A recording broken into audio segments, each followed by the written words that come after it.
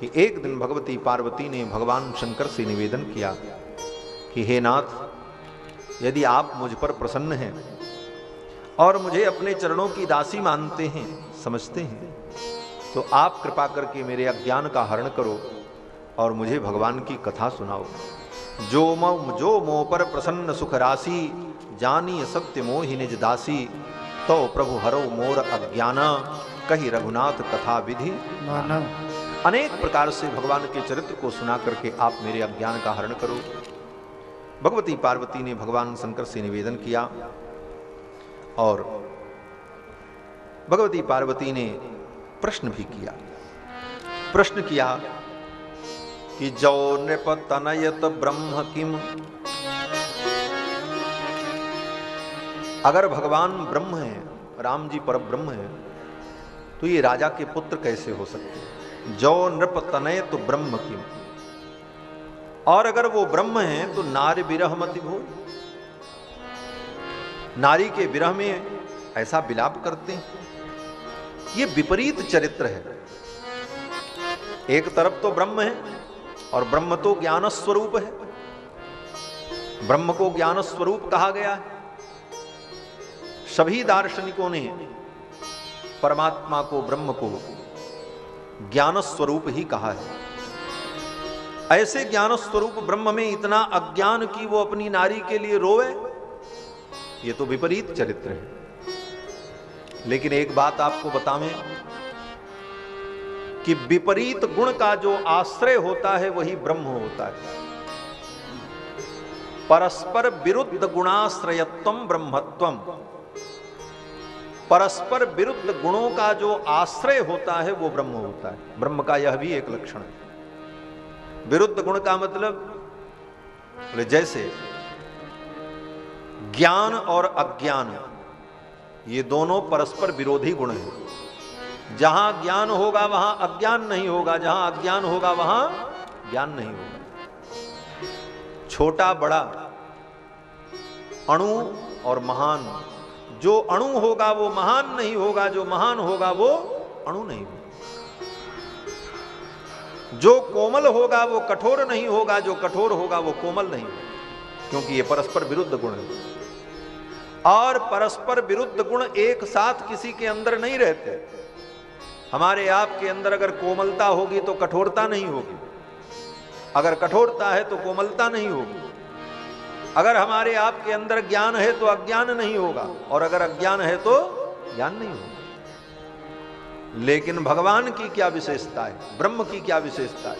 बोले ब्रह्म की विशेषता है कि ब्रह्म के अंदर परस्पर सारे विरुद्ध गुण एक ही काल में, एक ही समय में विद्यमान रहते हैं। वो विरुद्ध गुणों का भी आश्रय होता है। इसीलिए वेदों ने कहा कि अणोर अणीयान महतो महीयान, जो अणु से अणु है और महान से महान है, वो छोटा भी है और बड़ा भी है, और वो ज्ञानी भी है और अज्ञानी भी है। समय आने पर उसके अंदर अनंत ज्ञान दिखाई पड़ता है और समय आने पर अनंत अज्ञान भी दिखता। परस्पर अनेक विरुद्ध गुणों का वो आश्रय है। ब्रह्म परमात्मा अत्यंत कोमल भी हैं और कठोर भी हैं। कोमल कितने हैं? बोले कुसुम से भी ज्यादा कोमल है। दोनों उदाहरण एक साथ देख लो कि भगवान जब पुष्प वाटिका में पहुंचे, अगहन का महीना था, जनकपुर में जब पहुंचे अगहन का महीना था, और फूल तोड़ने में भगवान को पसीना हो रहा था। कितने कोमल है, विचार करना। अगहन के महीने में अच्छी खासी ठंडी पड़ती है, वो भी उत्तर भारत में, मिथिलांचल में, मिथिला में। और फूल तोड़ना कोई कठिन काम नहीं है, बहुत सरल काम है। एक बच्चा भी धीरे से फूल तोड़ सकता है, उसमें कोई परिश्रम नहीं है। लेकिन फूल तोड़ने में ठाकुर जी को पसीना हो रहा है। भाल तिलक श्रम बिंदु सुहाए। मिथिला की सखियों ने कहा कि काहे छूटल लिलार पर पसीना हो लाल, काहे छूटल लिलार पर पसीना। शरद के प्रभात रहे नाही दोपहरिया, और ना ही रहल जेठ के महीना हो लाल, काहे छूटल लिलार पर पसीना। जेठ का महीना नहीं था, शरद की प्रभात थी और आपके चेहरे पर पसीना।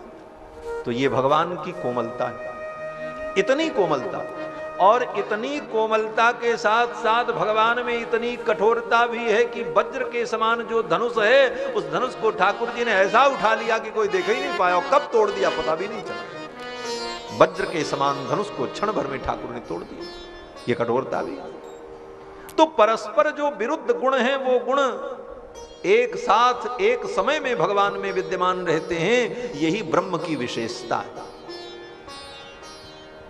पार्वती जी कहती हैं कि अगर वो राजा के पुत्र हैं तो ब्रह्म कैसे, और ब्रह्म तो ज्ञानी होता है, अगर वो ज्ञानी है तो फिर नारी के विरह में उनको भ्रम कैसा। ये कैसा चरित्र है। देख चरित महिमा सुनत भ्रमति बुद्ध अति। भगवान के इस चरित्र को देख करके मेरी बुद्धि भ्रमित हो जाती है। देखो, भगवान की लीला दो प्रकार की होती है, एक तो प्रबुद्ध लीला और एक विमुग्ध लीला। विमुग्ध लीला में भगवान अपने भक्तों को मोहित कर देते हैं, और प्रबुद्ध लीला में भगवान अपने भक्तों को प्रबोध प्रदान कर देते हैं। ये भगवान की ऐसी विमुग्ध लीला है कि पार्वती जी भगवान की इस लीला का स्मरण करके भ्रमित हो जाते हैं। पार्वती जी ने कहा, हे प्रभु, आप कृपा करके कथा श्रवण कराओ, जिससे मेरा संदेह दूर हो। और तब कर अस विमोह अब नाही, राम कथा पर रुचि मन माही। हे भोलेनाथ, आप संदेह मत करना, वो पहले जैसी मेरी मति अब नहीं है, मेरी रुचि है भगवान की कथा में, और आप कृपा करके कथा सुनाओ। गूढ़ तत्व न साधु दुरावही, अधिकारी आरत अधिकारी जहां पाऊं। अगर योग्य अधिकारी मिल जाता है तो श्रेष्ठ महापुरुष गूढ़ से गूढ़ तत्व को भी नहीं छिपाते हैं और प्रकट कर देते हैं। इतना कहते हुए पार्वती जी ने पूछा कि प्रथम सो कारण कहूं विचारी, निर्गुण ब्रह्म सगुण बपुधारी। पहले तो आप कृपा करके ये सुनाओ कि भगवान जो निर्गुण निराकार हैं, वो सगुण साकार क्यों होते हैं, और भगवान के अवतार का कारण क्या है। और भगवान ने जब अवतार लिया तो अवतार लेकर के भगवान ने कौन कौन से बाल चरित्र किए। बाल चरित पुनि कहु उदाहरण, कहूं जथा जानकी विवाही। भगवान की विवाह लीला का आप वर्णन करके सुनाओ। राज तजा सो दूषण काही, किस कारण से भगवान ने राज्य का त्याग किया, ये सब चरित्र आप कृपा करके सुनाओ। श्री पार्वती जी ने जब इस प्रकार प्रश्न किया तो भोले बाबा बड़े प्रसन्न हुए। क्यों? बोले, पार्वती जी का ये प्रश्न बनावटी नहीं था, सहज था। जैसे बहुत लोग कुछ जानना भी नहीं चाहते हैं और जानने की क्षमता भी नहीं है, लेकिन जिज्ञासु बनने की चेष्टा करते हैं कि हम भी जिज्ञासु हैं, और जिज्ञासु बनकर के प्रश्न करते हैं। तो ऐसा कपटपूर्ण प्रश्न नहीं है, सहज प्रश्न है। कृष्ण उमा के सहज सुहाई, कृष्ण उमा के सहज सुहाई। चल विहीन सुनि शिव मन भाई, चल विहीन सुनि शिव मन भाई। हरि राम चरित सब आए, हरि राम चरित सब आए। प्रेम पुलक लोचन जल छाए, प्रेम पुलक लोचन जल छाए।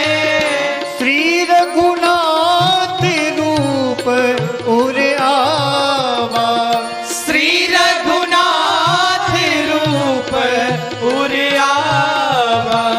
परमानंद अमित सुख पावा, परमानंद अमित सुख पावा। कृष्ण उमा के सच सुहाई, कृष्ण कृष्ण उमा के पार्वती जी का प्रश्न अत्यंत सहज और कपट रहित है। जब सरल भाव से सहज ढंग से व्यक्ति भगवान की कथा सुनने की इच्छा करता है तो वक्ता के हृदय में स्वतः भगवान का चरित्र प्रकट है। और सुनने वाले के मन में अगर कपट है, बनावटीपन है, दिखावा है, प्रदर्शन है, तो वक्ता के हृदय में भी वो भाव नहीं आएगा, कथा का वो भाव प्रकट ही नहीं है। पार्वती के सहज प्रश्न को सुनकर के भगवान शंकर प्रसन्न हो गए और परिणाम बोले हरे ही रामचरित सब आए। राम जी का चरित्र भगवान शंकर के हृदय में सब प्रकट हो गया, आ गया। हर ही रामचरित सब आए। क्या प्रमाण है कि राम जी का चरित्र भगवान शंकर के हृदय में आ गया? बोले प्रेम पुलक लोचन जल छाए। शरीर की जो रोमावली थी वो पुलकित हो गई, रोम रोम हर्षित हो गया और आंखों में प्रेमाश्रु आ गया। भगवान का स्मरण करते ही शरीर रोमांचित हो जाए, आंखों में प्रेमाश्रु आ जाए, समझ लो हृदय में भगवान आ गए, भगवान का चरित्र आ गया। बाग गदगदा द्रवते यस्य चित्तम रुदंत भीक्षणम हसति क्वचित्। ऐसी विलक्षण दशा जीवन में आई। भोले बाबा के हृदय में भगवान की सारी लीलाएं प्रकट हो गई। और एक बात बतावें, भगवान की लीला जब हृदय में प्रकट होती है तो लीला से भगवान भिन्न नहीं है। भगवान और भगवान की लीला में कोई अंतर नहीं है, भगवान ही हृदय में प्रकट हो जाता। इसीलिए अगली पंक्ति में गोस्वामी जी ने कहा श्री रघुनाथ रूप उर आवा। रघुनाथ जी का रूप ही भगवान के हृदय में आ गया, भोले बाबा के हृदय में। परमानंद अमित सुख पावा। परमानंद की अनुभूति भोले बाबा ने की, शंकर जी ने, और भोले बाबा को भाव समाधि लग गई। आंख बंद, हृदय में भगवान का दर्शन करने लगे। मगन ध्यान रस दंड जुगे पुनि मन बाहर कीन। मगन ध्यान रस दंड जुगे पुनि मन बाहर कीन। रघुपति चरित महेश तब हर्षित बरने लीन। रघुपति चरित महेश तब हर्षित बरने लीन। मगन ध्यान रस दंड जुग पुनि मन बाई। 2 दंड तक भोले बाबा तो ध्यान में ही बैठे रहे। अब ध्यान में ही बैठे रहेंगे तो कथा कैसे होगी? मन को उस ध्यान से हटाना पड़ेगा। पुनि मन बाहर हीन, मन को बाहर किया। क्यों? बोले स्वयं अगर डूबे रहेंगे तो कथा नहीं बोल पाएंगे। जैसे कोई व्यक्ति पानी में डुबकी लगा ले तो जिस समय वो डुबकी लगाएगा उस समय बोल नहीं पाएगा, और जिस समय वो बाहर निकल करके बोलेगा उस समय डूब नहीं सकता। तो भगवान के भाव में अगर डूब जाओगे तो बोल नहीं पाओगे। बोलने के लिए तो बाहर आना पड़ता, मन को बाहर करना पड़ता। भोले बाबा ने अपने मन को बाहर किया। पुनि मन बाहर कीन। रघुपति चरित महेश तब हर्षित बरनई लीन। भगवान के चरित्र का वर्णन करने लगे। सर्वप्रथम भोले बाबा ने भगवती पार्वती को साधुवाद दिया। धन्य धन्य गिरिराज कुमारी। हे गिरिराज कुमारी, आप धन्य हो, तुम समान नहीं को उपकारी। तुम्हारे समान तो कोई उपकारी नहीं है। पूछे रघुपति कथा प्रसंगा सकल लोक जग पावनी गंगा। आपने भगवान रघुपति के चरित्र के विषय में प्रश्न किया है और इस प्रश्न के द्वारा कथा गंगा प्रवाहित होगी जो सकल लोक का मंगल करेगी। पार्वती जी को भगवान भोलेनाथ ने साधुवाद दिया।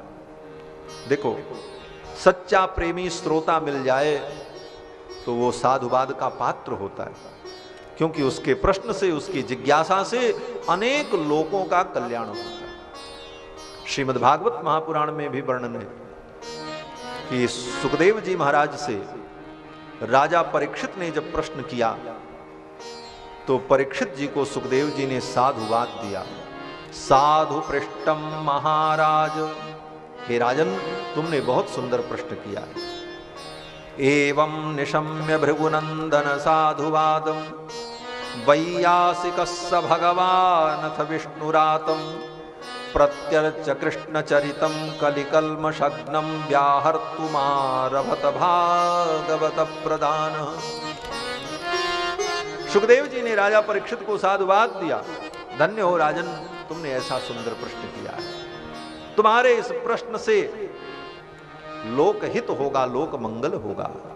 यही बात भगवान शंकर यहां पार्वती जी से कह रहे हैं। धन्य धन्य धन्य धन्य गिरिराज कुमारी, तुम समान नहीं को उपकारी। धन्य धन्य गिरिराज कुमारी, तुम समान नहीं को उपकारी। पूज्यहु रघुपति कथा प्रसंगा, सकल लोक जग पावन गंगा। पूज्यहु रघुपति कथा प्रसंगा, सकल लोक जग पावन गंगा। तुम रघुवीर चरण अनुरागी, कीन्हु प्रश्न जगत हित लागी। तुम रघुवीर चरण अनुरागी, कीन्हु प्रश्न जगत हित लागी। धन्य धन्य। भगवान शंकर ने भगवती पार्वती को धन्यवाद दिया और वर्णन करने लगे। सर्वप्रथम भगवान शिव ने कहा, देवी आपका प्रश्न तो बहुत सुंदर लगा, लेकिन आपकी एक बात हमको अच्छी नहीं लगी। कौन सी बात? बोले एक बात नहीं मोहि सुहानी, जदपि मोह बस कहो भवानी। आपकी सब बातें मुझे अच्छी लगी, लेकिन एक बात आपकी अच्छी हमको नहीं लगी। कौन सी बात? बोले तुम जो कहा राम को आना, जेहि श्रुति गाव धरहि मुनि ध्याना। आपने जो ये कहा कि बड़े बड़े ऋषि मुनि महात्मा लोग जिस परमात्मा का रघुनंदन राम का ध्यान करते हैं, वो राम जी कोई दूसरे हैं, और दशरथ नंदन राम कोई दूसरे हैं। ये जो बात आपने कही, ये बात मुझे अच्छी नहीं लगी। क्यों अच्छी नहीं लगी? बोले ऐसी बात कहने वाले कौन होते हैं? अब तो भगवान शंकर को थोड़ा रोष आ गया, और रोष में आकर के भगवान शंकर ने कहा कि कहीं सुनहि अस अधम नर, ग्रसे जे मोह पिशाच, और पाखंडी हरिपद विमुख जानहि झूठ न साच। ऐसी बात तो वो करते हैं जो पाखंडी हैं, जिनको सत्य और असत्य का ज्ञान नहीं है। अज्ञान रूपी पिशाच ने जिसको पकड़ लिया है, ऐसे लोग ऐसा कहते हैं। और इतने पर भी भोले बाबा का रोष कम नहीं हुआ। अब तो भोले बाबा और बोलने लगे। भोले बाबा ने कहा वो लोग अज्ञानी हैं जो दशरथ नंदन राम को और परब्रह्म राम को अलग अलग मानते। अज्ञ अकोविद अंध अभागी, काई विषय मुकुर मन लागी, लंपट कपटी कुटिल बिसेखी, सपने संत सभा नहीं देखी। कहीं ते वेद असम्मत बानी, जिनके सूझ लाभ नहीं हानि, मुकुर मलिन अरु नयन विहीना, राम रूप देखें किम दीना। अरे वो तो अंधे हैं।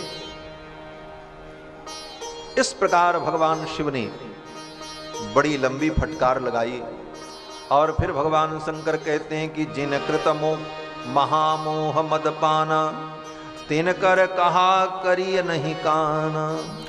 ऐसा कहने वाले जो लोग हैं वो मोह की मदिरा पी चुके हैं। जो भगवान परब्रह्म परमात्मा सच्चिदानंद अखिल कोटि ब्रह्मांड नायक हैं, वही भगवान श्री दशरथ नंदन राम हैं। जो निर्गुण निराकार ब्रह्म हैं, जिनको वेदों ने निर्गुण निराकार निर्विकार कहा, जिन परब्रह्म परमात्मा को वेदों ने अनंत कल्याण गुण निलय कहा, वही भगवान श्री दशरथ नंदन राम है। जिन परमात्मा को, ब्रह्म को वेदों ने कहा अपाद पाणो जवनो गृहीता, जो बिना पैर के चलता है, जो बिना हाथ के ही सब कुछ करता है, बिना मुख के ही जो बोलता है, वही परब्रह्म परमात्मा श्री दशरथ नंदन राम। भगवान शंकर कहते हैं कि बिनु पद चलई सुनई बिनु काना, और कर बिनु कर्म करई विधि नाना, आनन रहित सकल रस भोगी, बिनु बाणी बकता बड़ जोगी। ऐसे जो ब्रह्म परमात्मा हैं, जिनका गान वेदों ने किया है, जेहि इमे गावई वेद बुध, और जाहि धरई मुनि ध्यान, सोई दशरथ सुत भगत हित कौशलपति भगवान। वही परब्रह्म परमात्मा सच्चिदानंद सोई दशरथ सुत, वही दशरथ के पुत्र है। बोले महाराज, ऐसे ब्रह्म परमात्मा दशरथ जी के बेटा बन गए, क्यों? बोले भगत हित, अपने भक्तों के लिए। कौशलपति भगवान। भगवान शंकर के इन वचनों को सुनकर के पार्वती जी के मन में जो भ्रम था, वो भ्रम दूर हो गया। सुनी शिव के भ्रम भंजन बचना, और मिट गए सब कुतर्क के रचना। कुतर्क की जितनी रचनाएं थी वो सब मिट गईं, और मन का भ्रम दूर हो गया। और भगवान शंकर भगवती पार्वती को कथा सुनाने लगे। अब कथा सुनाते हुए भगवान शंकर कहते हैं, देवी आपने पूछा कि भगवान के अवतार का हेतु क्या है, भगवान अवतार क्यों लेते हैं? तो भगवान शंकर ने कहा, देवी भगवान के अवतार का कोई निश्चित हेतु नहीं है, और कोई भी प्राणी निश्चित रूप से ये नहीं कह सकता कि भगवान के अवतार का कारण क्या है। हरि अवतार है तुझे ही होई, हरि अवतार है तुझे होई, इद में थम कहीं जाई न सोई, इद में थम कहीं जाई न सोई। राम अतर्क बुद्धि मन पानी, राम अतर्क बुद्धि मन पानी, मत हमार अस सुनई सयानी, मत हमार अस सुनई सयानी। हरि अवतार है तुझे ही होई। भगवान के अवतार का हेतु क्या है? इदम इत्थम कही जाए न सोई। इदम इत्थम, ये भगवान के अवतार का कारण है, ऐसा निश्चित रूप से कोई नहीं कह सकता कि इस कारण से भगवान ने अवतार लिया। ऐसा कह पाना संभव नहीं है। तदपि संत मुनि वेद पुराना, जसु कुछ कहीं स्वमति अनुमाना। फिर भी संत महात्मा ज्ञानी जन अपनी मति और बुद्धि के अनुसार भगवान के अवतार का निरूपण करते हैं। भगवान के अवतार के अनेक हेतुओं का भोले बाबा ने वर्णन किया, और भोले बाबा कहते हैं कि राम जन्म कर हेतु अनेका, और परम विचित्र एक ते एका।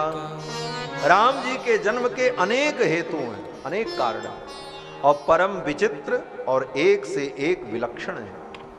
कुछ हेतुओं का मैं वर्णन करता हूं।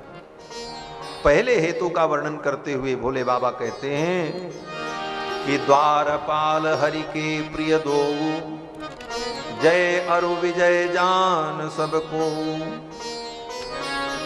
भगवान के द्वारपाल जय और विजय, जिनके विषय में सारी दुनिया जानती है,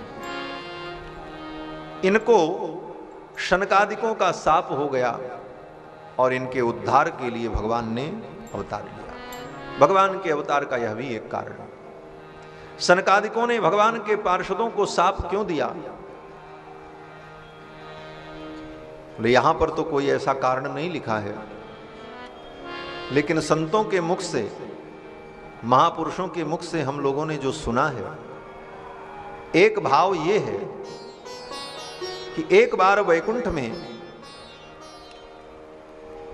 भगवती लक्ष्मी भगवान का चरण संवाहन कर रही थी,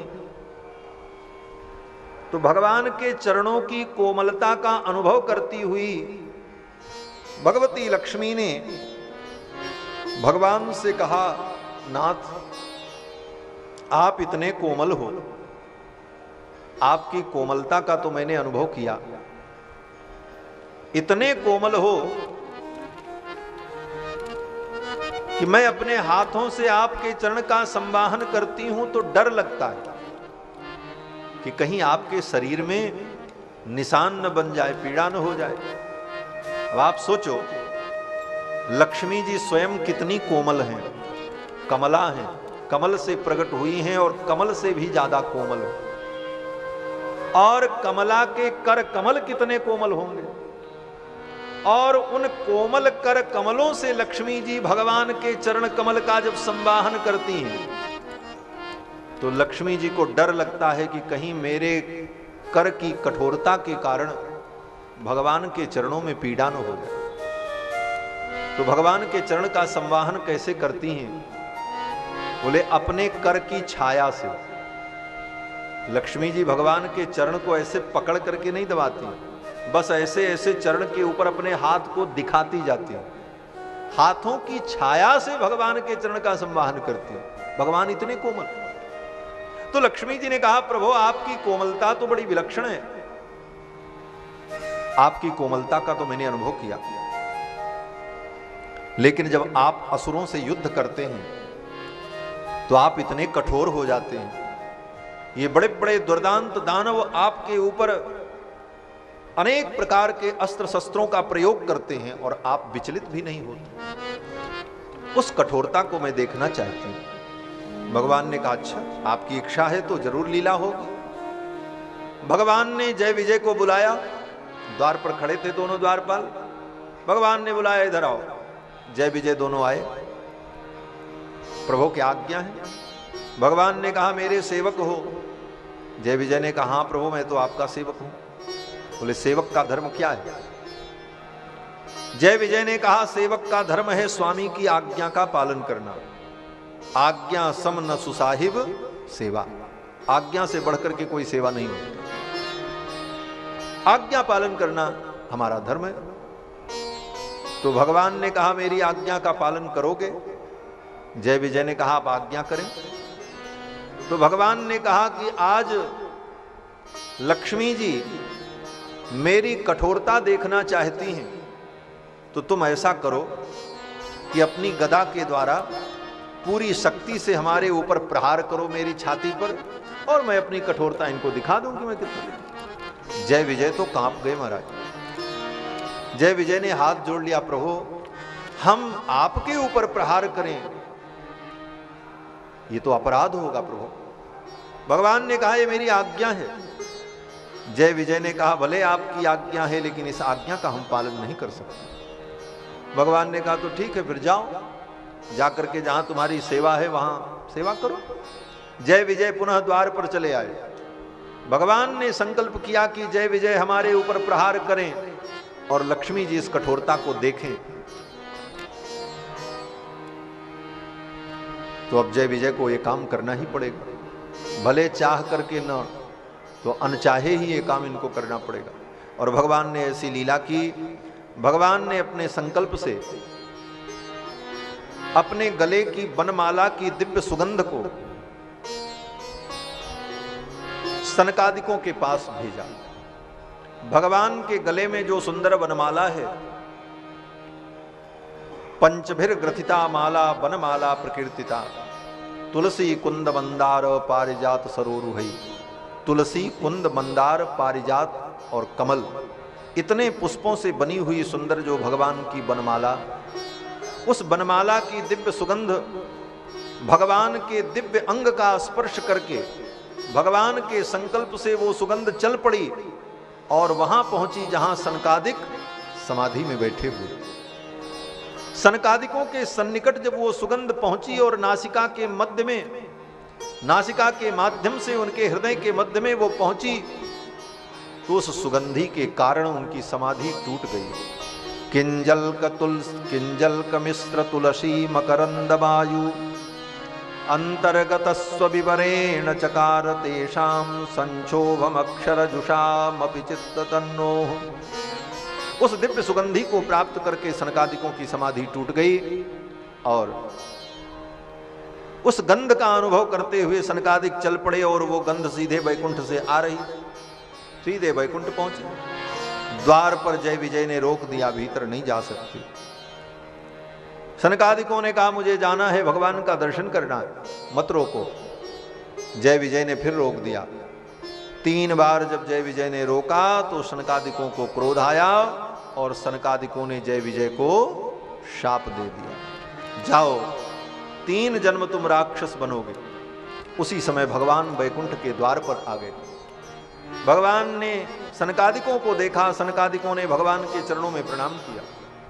सनकादिकों को संकोच होने लगा कि भगवान के वैकुंठ में आकर, भगवान के द्वार पर आकर के मैंने भगवान के पार्षदों को शाप दिया, ये तो अपराध बन गया। उनके मन के संकोच को दूर करते हुए भगवान ने कहा चिंता मत करो, अगर ये 3 जन्म राक्षस बनेंगे तो इनका उद्धार करने के लिए मैं 4 अवतार धारण करूंगा। भगवान ने वचन दे दिया और सनकादिक भी प्रसन्न हो गए। भगवान शंकर कहते हैं कि जय और विजय सनकादिक के साप से जब राक्षस बने, विप्र साप ते दूनो भाई, तामस असुर देह तिन पाई, कनक कसिप अरुहाटक लोचन, जगत विदित सुरपति मदमोचन। पहले जन्म में हिरण्याक्ष हिरण्यकश्यपु बने, दूसरे जन्म में जब यही रावण और कुंभकर्ण बने तो इनका उद्धार करने के लिए भगवान का अवतार हुआ। यह भी भगवान के अवतार का एक कारण है। मन में संदेह हुआ कि पहले जन्म में ये जब हिरण्याक्ष और हिरण्यकश्यपु बने तो इन दोनों को नरसिंह भगवान ने और वराह भगवान ने मारा, तो भगवान के मारने पर भी इनका उद्धार नहीं हुआ, ये मुक्त नहीं हुए। तो गोस्वामी जी महाराज कहते हैं कि मुकुत न भये हते भगवान, भगवान के मारने पर भी इनको मुक्ति नहीं मिली। क्यों? बोले 3 जन्म द्विज बचन प्रमाणा। ब्राह्मण के शाप के कारण, सनकादिकों के शाप के कारण इनको 3 जन्म लेना पड़ा। और यही जब रावण बनकर के प्रकट हुए और कुंभकर्ण के रूप में प्रकट हुए तो भगवान श्री राम ने इनका उद्धार किया। एक कारण भगवान के अवतार का यह भी है। दूसरे कारण का निरूपण करते हुए भगवान शंकर ने कहा कि एक बार भगवान का अवतार देवर्षि नारद के शाप के कारण हुआ। नारद शाप दीन एक बारा, नारद शाप दीन एक बारा, नारद शाप दीन एक बारा, कल्प एक लगी अवतारा, कल्प एक लगी अवतारा, गिरजा चकित भई सुने वाणी, गिरजा चकित भई सुनी वाणी, नारद विष्णु भगत पुनि ज्ञानी, नारद विष्णु भगत पुनि ज्ञानी, कारण कवन श्राप मुनि दीना, कारण कवन श्राप मुनि दीना, का अपराध रमापति कीना, का अपराध रमापति कीना, यह प्रसंग मोहि कहूँ पुरारी, यह प्रसंग मोहि कहूँ पुरारी, मुनि मन मोह आज रज भारी, मुनि मन मोह आज रज भारी। भगवान शंकर ने कहा देवी एक कल्प में भगवान का अवतार नारद जी के शाप के कारण हुआ। नारद जी ने भगवान को शाप दिया। नारद जी तो भगवान के भक्त हैं और भक्त होकर के अपने आराध्य को, अपने भगवान को ही शाप दे डाला। ये बात सुनकर के पार्वती जी चकित हो गईं। गिरजा चकित भई सुनी बानी। क्यों? बोले नारद विष्णु भगत पुनि ज्ञान। नारद जी भगवान के भक्त हैं और ज्ञानी हैं। भक्त होकर के, ज्ञानी होकर के नारद जी ने भगवान को शाप दे दिया। बोले तो नारद जी ने गलती किया, नारद जी को ऐसा नहीं करना चाहिए। लेकिन नहीं, सती जी के मन में यह भाव नहीं आया कि नारद जी ने गलती किया। क्यों? बोले नारद जी कौन? ओ, पार्वती जी के मन में यह भाव नहीं आया कि नारद जी ने गलती की। क्यों? बोले नारद जी इनके गुरु हैं और गुरु में दोष देखना यह शिष्य का धर्म नहीं है। पार्वती जी ने सोचा कि मेरे गुरु से गलती नहीं हो सकती, अगर नारद जी ने शाप दिया है तो कोई कारण जरूर होगा। इसीलिए अगली पंक्ति में पार्वती जी ने कहा कि कारण कवन शाप मुनि दीना। क्या कारण हो गया कि मेरे गुरुदेव को शाप देना पड़ा? गलती गुरुदेव की नहीं है। इसको कहते हैं गुरु निष्ठा, आचार्य निष्ठा। अपने गुरु में कभी अश्रद्धा न हो, दोष देखने के बाद भी निष्ठा बनी रहे, वो निष्ठा कहलाती। लेकिन बड़ा कठिन है। गुण देख करके तो सहज निष्ठा होती, लेकिन थोड़ा सा दोष दिखाई पड़ जाए तो व्यक्ति सारे गुणों को भूल जाता है और उस दोष के कारण वो अपनी निष्ठा को समाप्त कर देता। लेकिन पार्वती जी की निष्ठा कितनी विलक्षण है। पार्वती जी ने नारद जी को दोष नहीं दिया। पार्वती जी ने कहा कारण कवन साप मुनि दीना और का अपराध रमापति दीना। भगवान ने कौन सा अपराध किया कि मेरे गुरुजी ने उनको शाप दे दिया? गलती गुरुजी की नहीं है, गलती तो भगवान की ही होगी। ऐसा चिंतन किया। यह प्रसंग मोहि कहु पुरारी। हे नाथ, कृपा करके ये पूरा प्रसंग आप हमें सुनाओ। तो भगवान शंकर सुनाते। बोले बाबा कहते हैं देवी, एक बार देवर्षि नारद कहीं जा रहे थे और उन्हें सुंदर हिमालय में गुफा दिखाई पड़ी, सुंदर रमणीय स्थान दिखाई पड़ा। और नारद जी महाराज ने सोचा कि ये जगह तो बहुत अच्छी है, चलो यहां बैठ करके तपस्या करें। नारद जी महाराज तपस्या करने के लिए बैठ गए। अखंड समाधि लग गई, तपस्या में मन लग गया, भजन करने लगे। नारद जी की इस तपस्या को देख करके इंद्र को डर हो गया।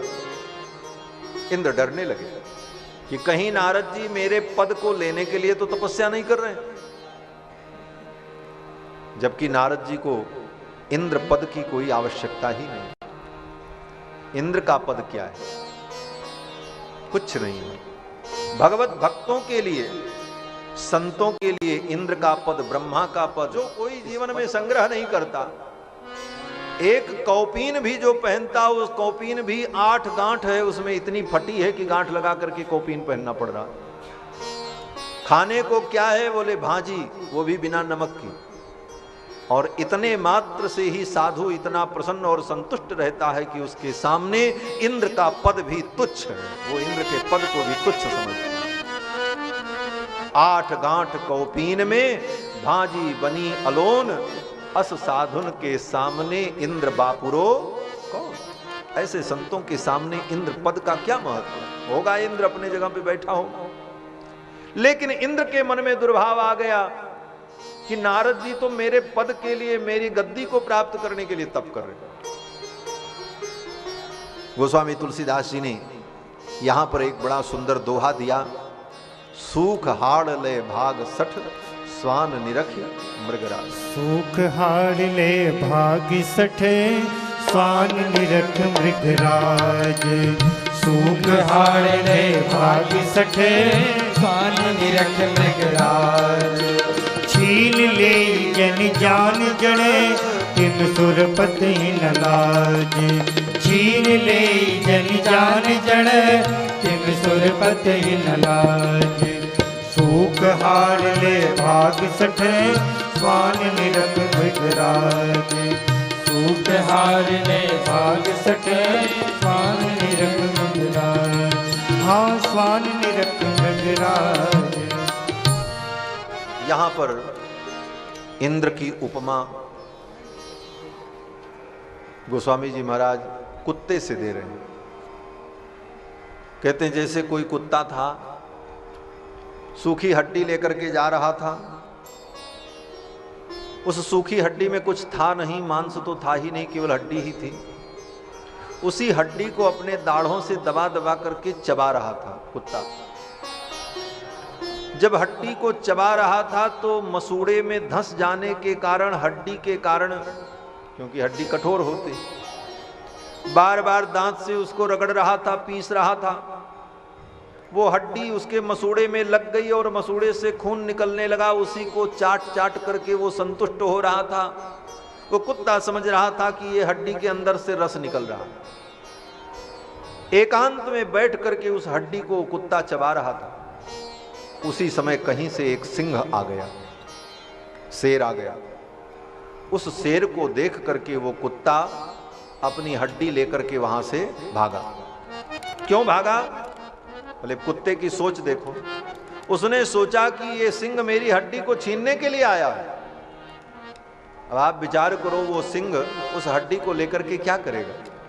सिंह के अंदर तो इतना सामर्थ्य है कि वो जब चाहे किसी भी पशु का शिकार कर ले और ताजा ताजा मांस खा ले। उसको सड़ी गली हड्डी की जरूरत नहीं है।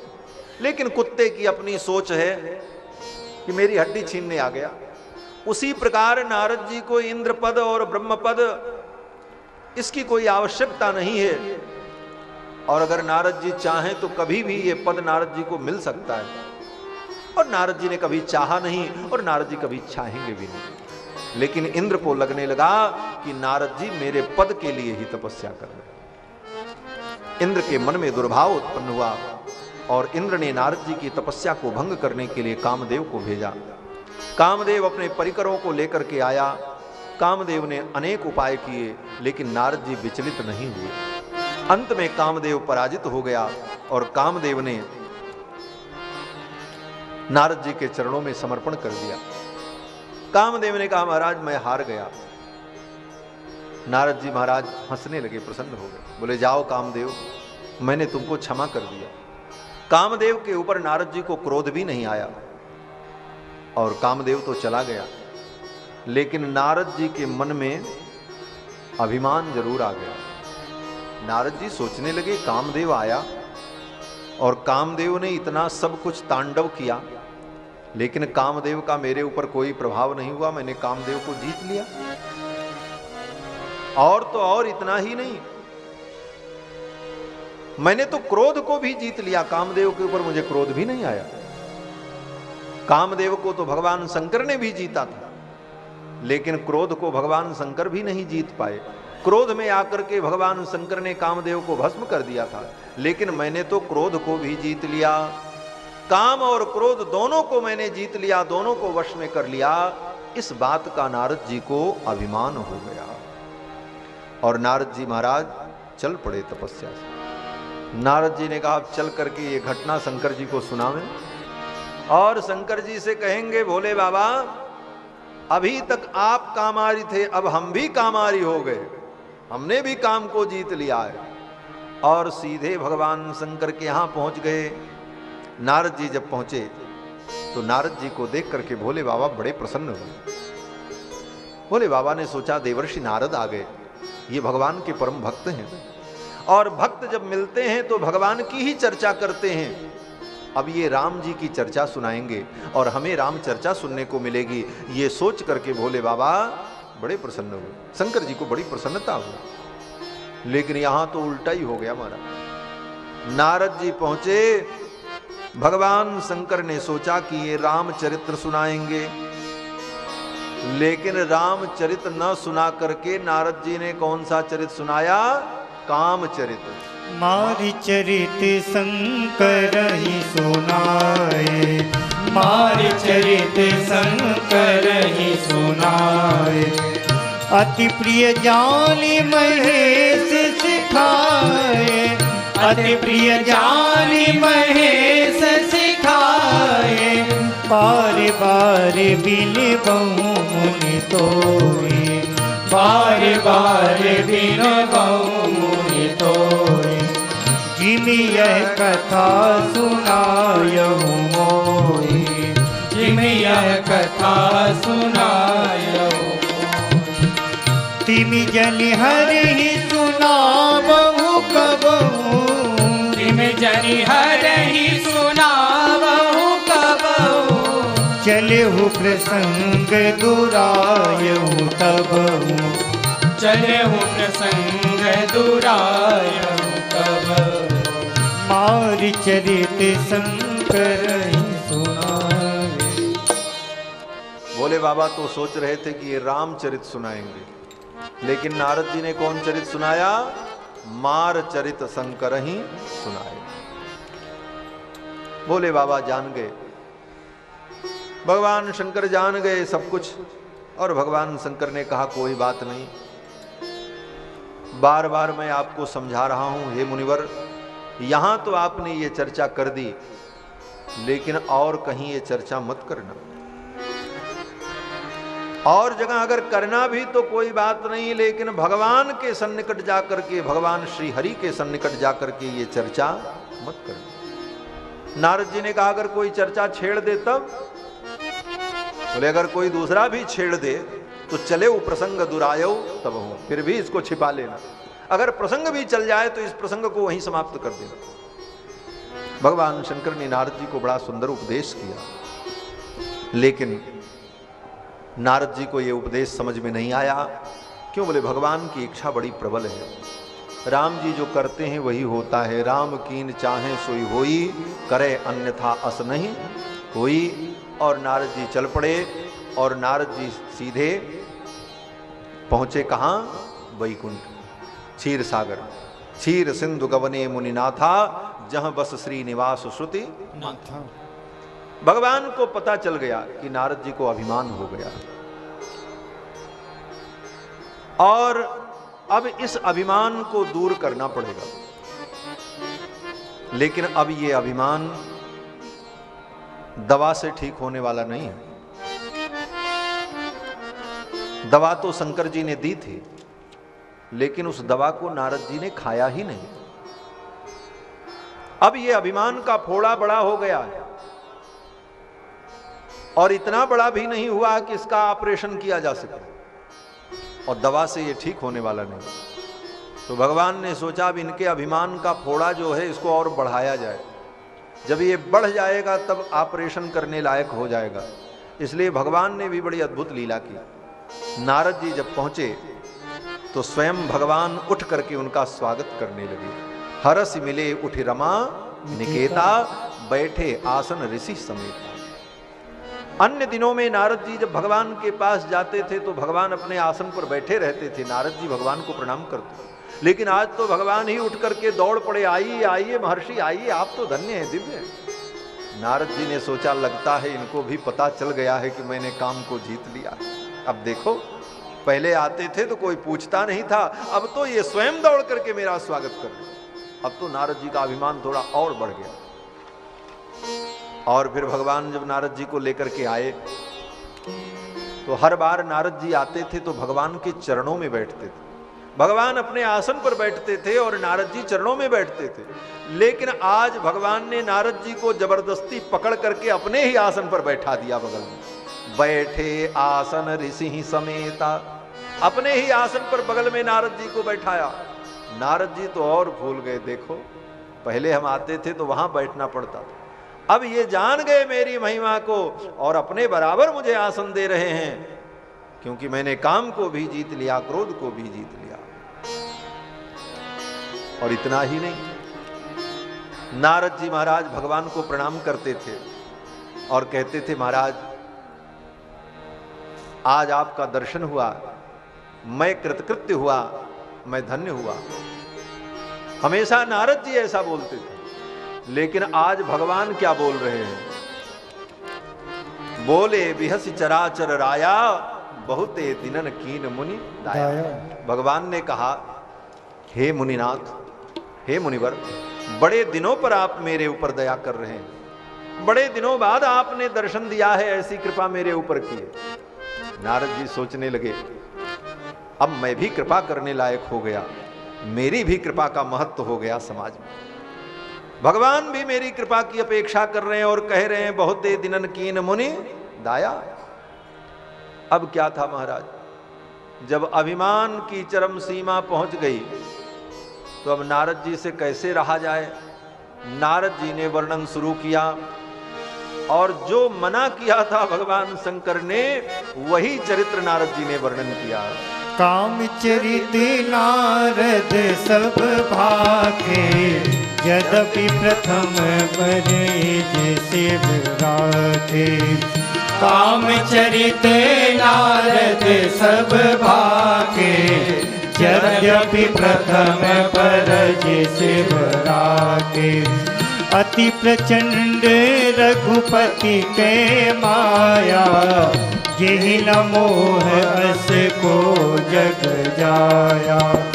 अति प्रचंड रघुपति के माया, यही न मोह अस को जग जाया। यही न मोह अस को जग जाया। यही न मोह अस को जग जाया। काम चरित नारद सब भाखे। काम चरित्र सुनाया, पूरी कथा सुनाई।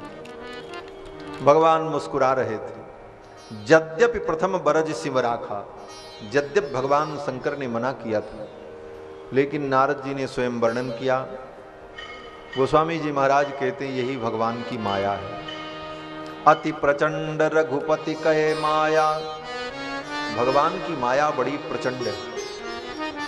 यही न मोह अस को जग जाया। कौन ऐसा प्राणी है जिसको भगवान की माया मोहित नहीं कर देती। गीता में भी भगवान श्री कृष्ण अर्जुन से कहते हैं कि दैवी हेषा गुणमयी मम माया दुरत्यया।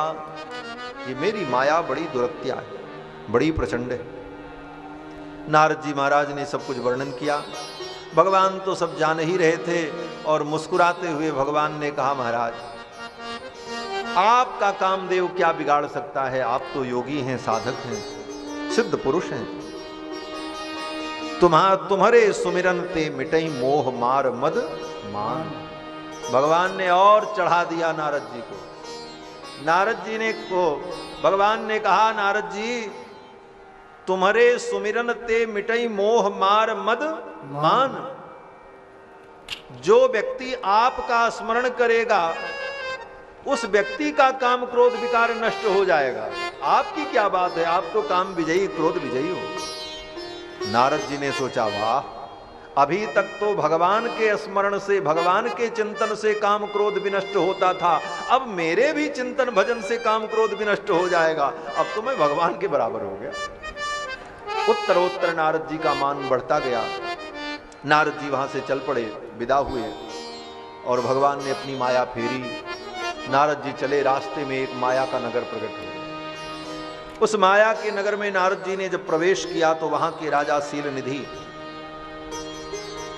अपनी बेटी का विवाह करना चाहते थे। नारद जी पहुंचे। शील निधि राजा ने अपनी बेटी विश्व मोहिनी का हाथ दिखाया। नारद जी ने हाथ देखा, हाथ देख करके कहा कि इसका जो पति होगा वो विश्व विजयी, समस्त ब्रह्मांड का अधिपति, सबके लिए समादरणीय होगा। इन सारे गुणों का वर्णन किया और इतना करते करते नारद जी की मन में ही माया व्याप्त हो गई।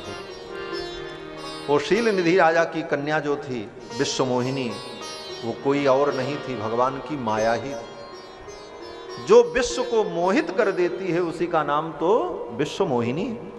और भगवान की माया सारे विश्व को मोहित करती। सब जग को रही नचाए, हरि माया जादूगर ने। सब जग को रही नचाए, हरि माया जादूगर ने। सब जग को रही नचाए, हरि माया जादूगरनी। हरि माया जादूगरनी, हरि माया जादूगरनी। हरि माया जादूगरनी, हरि माया जादूगरनी। सब जग को रही नचाए, हरि माया जादूगर को रही नचाए, हरि माया जादूगरनी। अति अद्भुत खेल रचाए, हरि माया जादूगरनी। अति अद्भुत खेल रचाए, हरि माया जादूगरनी। सब जग को रही नचाए हरि माया जादूगरनी। सब जग को रही नचाए हरि माया जादूगरनी। भगवान की माया बड़े बड़े ज्ञानियों को भी नचा देती है।